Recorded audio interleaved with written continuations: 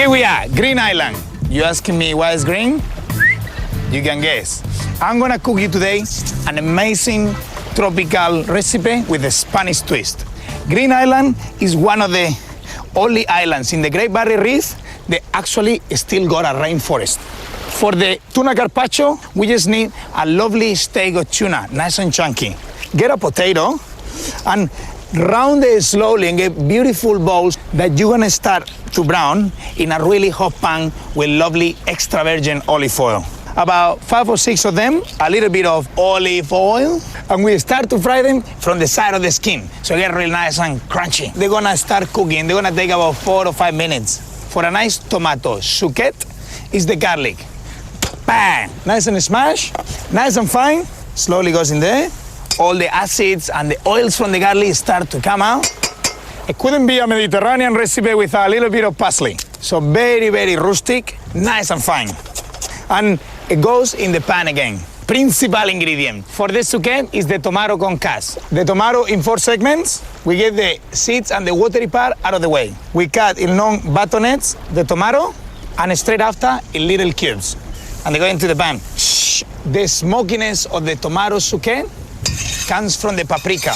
Probably the most used ingredient in the south of Spain. Little pinch, watch your fingers. Paprika stains your clothes forever. So rinse them straight away. There you are, nice and clean now. The paprika is toasting beautifully. A little cup of fish stock. Oh, I love that sound.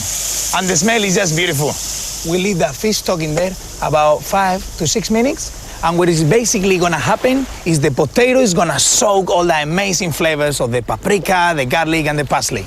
Tuna is one of the best fishes to be eaten at least once a week. They got an amazing source of omega-3 oil. The secret to slice a really good tuna is have a really good sharp knife. Now, at this stage, we're gonna roll them into a cylinder. With the glass wrap, put it on top of your chopping board and put the tuna inside the glass wrap. Roll it like a big cigar with a lot of tension. Keep rolling, keep rolling. Get your knife again and cut the glass wrap away. Very, very, very strongly, you roll it into your chopping board. And you can see it's forming a little lolly. You can do this maybe half an hour before you're gonna plate your dish. And after half an hour, it will actually hold because it's got a really buttery consistency. And it will modify whatever shape you're gonna give it.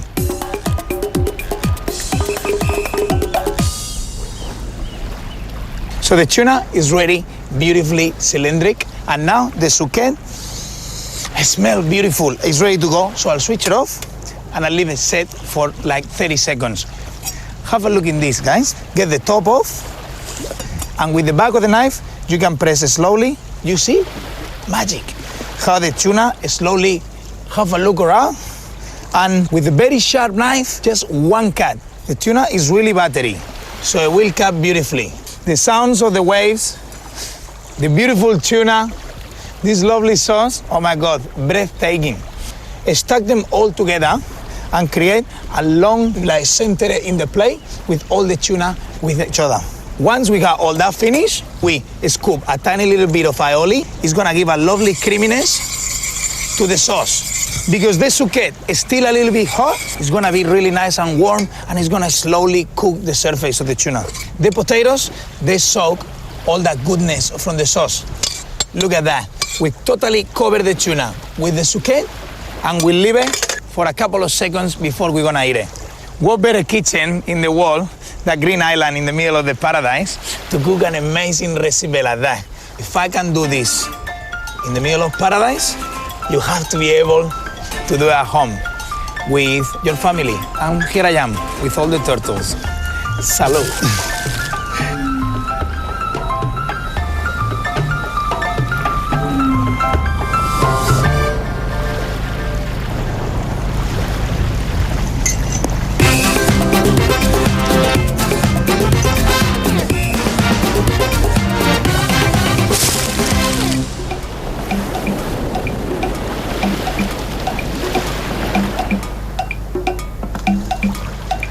I'm going to make a glass out of this. We're going to hollow it out. We're going to drink out of it. What I need now is some bitters. So this is a tiki cocktail. The whole idea is to get as many ingredients as you can into one glass. So what I'm going to do is I'm going to grab some tuaca, 15 mils, and some contro, that's an orange liqueur as well, 15 mils of that. A good shot of rum, 30 mils, and this is a 12-year-old Appleton's. It's lovely. And then some tequila as well. So to that, I'm going to add some brown sugar, around about 2 teaspoons, some limes, and give it a good squeeze. Now, tikis traditionally have heaps and heaps and heaps of ingredients in them. The 2 ingredients that I love to use in them, fresh pineapple and fresh passion fruit. Miguel's gonna love this. I'm gonna add some ice and give it a good shake. Beautiful. Put a little bit of ice in this pineapple that I've already hollowed out there, and just strain it over the top. You can't get more tropical than a drink served in a pineapple, I don't think. So you get the aromas of the bitters. The sugar balances out the lime, so it's really important in cocktails to have balance. So if you've got lots of sugar, put some lime juice or some lemon juice or even like white grapefruit juice. So what's going on here? Oh, you can smell it from all the way over there. I thought I was going to have to bring it over to you. What are we drinking here, This is a tropical tiki. Have a sip. As tropical as it gets. Absolutely beautiful. So what is yours? You always do this to me. He always does this to me. Come back here.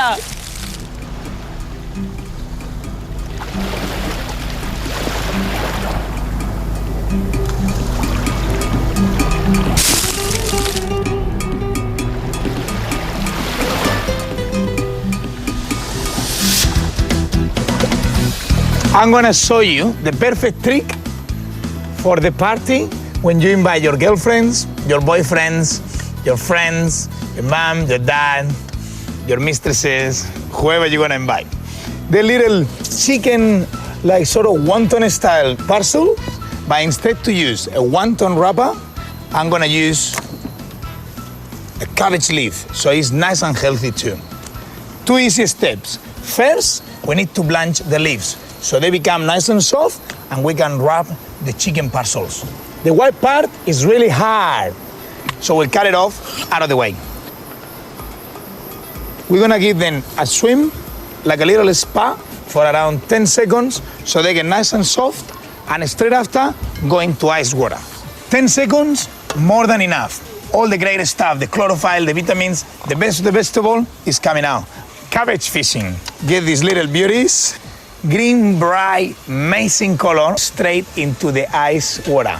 And we're gonna let them there for around another 10-15 seconds, so the cooking stops, so it'll be perfect to wrap around the chicken parcels.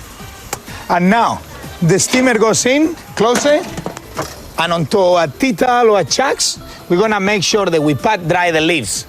And one by one, pat dry, make sure there's no excess of water on them.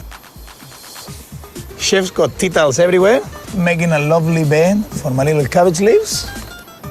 For the chicken mince, you can use chicken breast, chicken thighs, anything you want, perfect. Very cheap, very lovely product, nice and healthy. We're gonna get lots of Asian flavors in here. First one, lots of aroma, lemongrass. Get rid of the outsides and just use the middle core, the heart. Bam, smack it. So all the amazing oils, they're coming out, and aromas infuse the chicken. Get rid of that top bit and chop it really nice and fine into the mixing bowl. For the second ingredient, garlic. Bam, and just chopity-chopity-chop. Make sure with the back of your knife, you make a little puree on top of the chopping board. It's no more little chunks of garlic, and it's all ready to mix into the chicken. The next ingredient, pink shallot. The must-have in every single Asian tropical dish. We're gonna cut the base so it's nice and flat. And now, this way. Now pass the knife. There you are, you can see all the same size. Now, half a chili, about 150 grams of chicken mince, it will go perfect. We wanna use only the flesh, not the seeds and not the white stuff inside. Hasta la vista, baby. One on top of each other, very nice and tidy, and just julienne. Really tight, very even. So chop it, chop it, chop it. As you can see, you got lovely little cubes of chili. So all that goes in the chicken mince. And the last ingredient, the ginger. About 1 small knob of ginger for 150 grams of chicken mince. There you are, that's plenty. Get rid of the skin, form a little cube, cut into little batonnets. Very nice. So chopity-chopity-chopity-chop. And now little cubes. Easy, easy, Japanesey. There you are. And all the juices start to come out. Beautiful. You see all that water? That's all the flavor of the ginger. Just delicious. Into the mix. Now the green part, coriander. Maybe about 1 little sprig for 150 grams of chicken. Give it a little haircut and just very finely chop. Too fast, too furious. All chop, chop, chop, and into the chicken mince.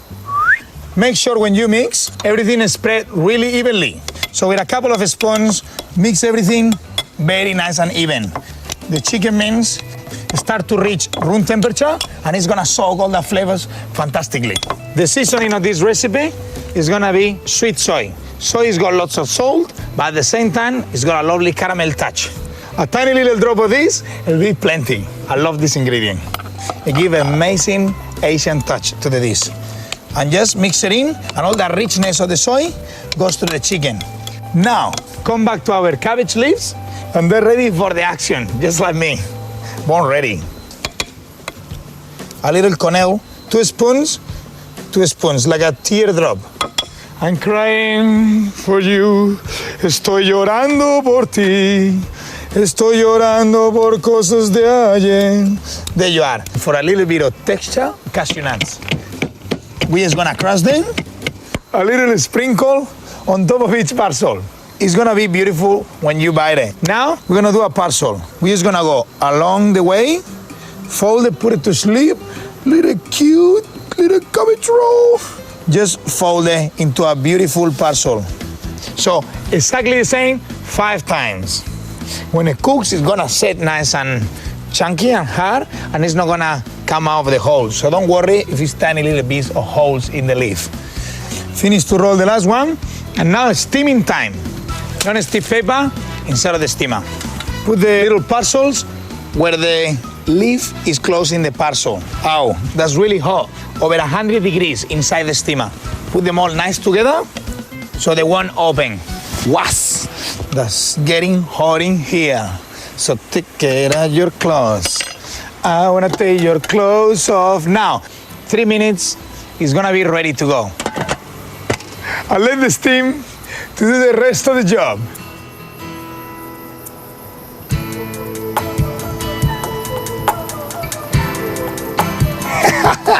Four minutes and finish. These beauties, they're looking nice and ready. So what we're gonna do, switch to the heat, get these beauties onto the chopping board. As you can see, now they're holding the shape perfectly. They look so pretty. They're healthy, spicy, good looking, tall. The last one.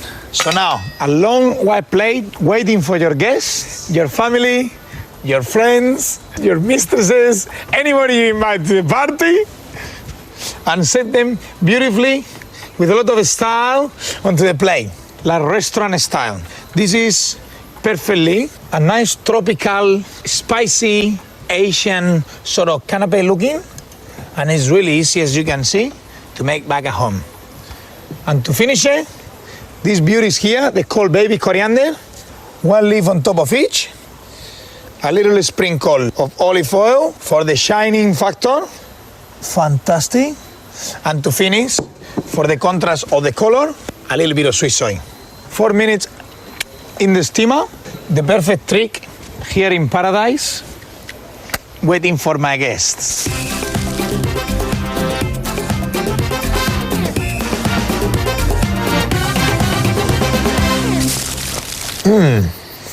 Freshness of the coriander goes beautifully with the saltiness and the sweetness of the sweet soy. Very spicy from the chili and lots of acidity from the ginger. The perfect trick for a tropical canapé. Unfortunately, I didn't invite anybody to this party, so I'm eating all by myself.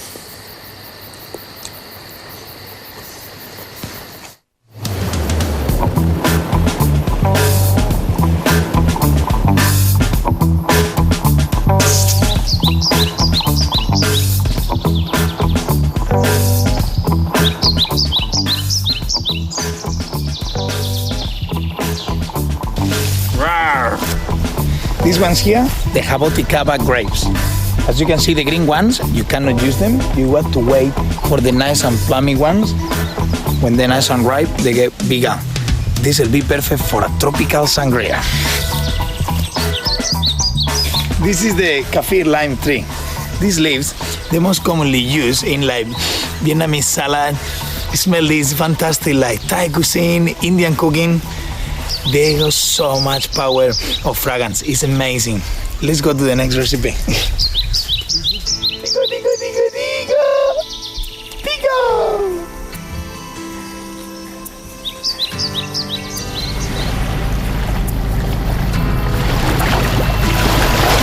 Here we are, Cape Tribulation, the only place in the world when the Daintree rainforest make love to the Great Barrier Reef.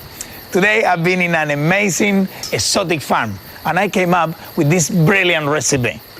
Wontons, tropical sweet wontons with kaffir lime sugar syrup. To the stuffing of the wontons, I'm gonna use a little bit of strawberry, just finely diced. That goes in the mixing bowl. Fresh passion fruit, everything goes in. Second round, about a couple of passion fruits. We have some friends here. I hope they don't come in for dinner. A tiny little bit of fresh banana. These little sugary ones, they got so much flavor in the mix. A tiny little bit of kiwi, nice and ripe, nice and soft, very, very sweet. And slice it longwise, keep the skin on. It's got all the good stuff. My favorite ingredient of today is the star apple, something absolutely amazing. If you cut them really, really carefully, you got an amazing, wow, look at that, almost the color of my shirt. Just have to get rid of the pipes with the spoon because they're very hard and squeeze the fruit towards the middle, not the stuff close to the skin because it's really bitter and it's got a lot of latex. It's got an amazing Caribbean flavor. Unexplainable. Get messy with tropical fruits, use your fingers. To finish, a little tiny bit of lemon rind to give a little bit of a tangy touch, very little bit. And these kaffir limes, it's like an old lime. They spend too much time in the sun. They got amazing power of fragrance as well. Wow. And to give a little bit of texture, nice and crispy, some white sesame seeds and black sesame seeds too. Black and white. Now stir and smash with the back of the fork that banana with the rest of the fruits. So you get a little bit of consistency. All the flavors are coming out. It's like a tropical party in a mixing bowl. Almost ready to go. Let's wonton. I want to wonton. So we get the wonton wrappers that you all know. They're really sensitive to the water and they will stick as soon as they get a little bit of water. So make sure your chopping board is nice and dry. Oh my God, I'm getting so excited. And light like 4 or 5 of them at the same time. We're gonna scoop a little bit of the mix inside each wonton.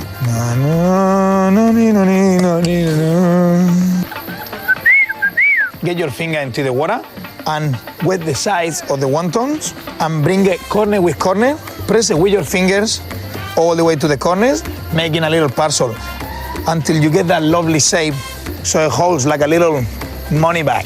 So when you fry, nothing comes out. Repeat the same operation again.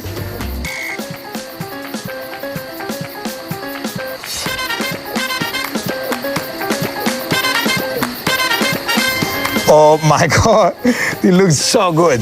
So we got 4 mini parcels of wonton tropical fruit ready to be crisp fried with a nice steaming hot wok, blended with cottonseed oil, grapeseed oil. Don't use olive oil, it will burn and will give a really disgusting flavor. You see how it's smoking? It needs to be nice and hot. And as you can see, they're getting an amazing golden color. The secret of this is get a very, very hot oil. All the sugars and the waters of the fruit are hot and they're caramelizing. Drain all the excess of oil with a little tea towel. When they're this golden brown, make sure you take them away quickly because it's a very fine line between a crispy wonton and a burnt wonton. Now to start the sauce, in a really hot wok with the microplane, get the palm sugar in. The caramel starts to form And we're gonna deglaze it with a little bit of water. Now we're gonna flavor the sugar syrup with a few pretty amazing things I picked up this morning from the farm. One of them, there's these sweet chilies. One red, one green. They're not spicy, they're nice and sweet in the sugar syrup. Second part, kaffir lime leaves. Most commonly used for all stir fries and Thai recipes, Indian cuisine. They got a fantastic fragrance power. The colors in there, they're fantastic at the moment. A little bit of lemon rind. And you remember all the leftover fruit we got from the wonton mix? That's gonna help fantastic to our sauce. All the sugars of the fruit is gonna help to thicken it up, this amazing sugar syrup. So switch off the heat, the last touch. This amazing cilantro. In this part of the world, it's too hot, so cilantro, coriander, doesn't really grow. It flowers before actually become a leaf. So it's something very similar with an amazing power of fragrance and smell. And we're just gonna break a few pieces because it's really strong through the syrup and finish stirring. At this stage, we're nearly ready to play.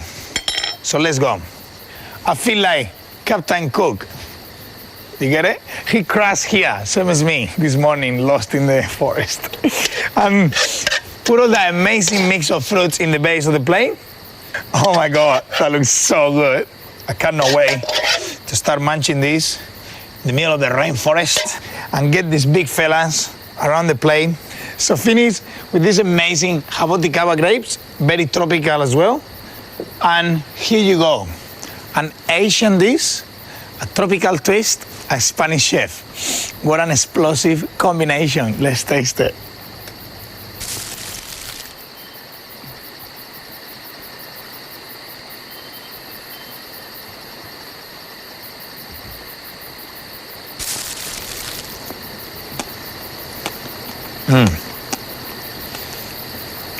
Sweet, crispy, delicioso, very fruity. Love it.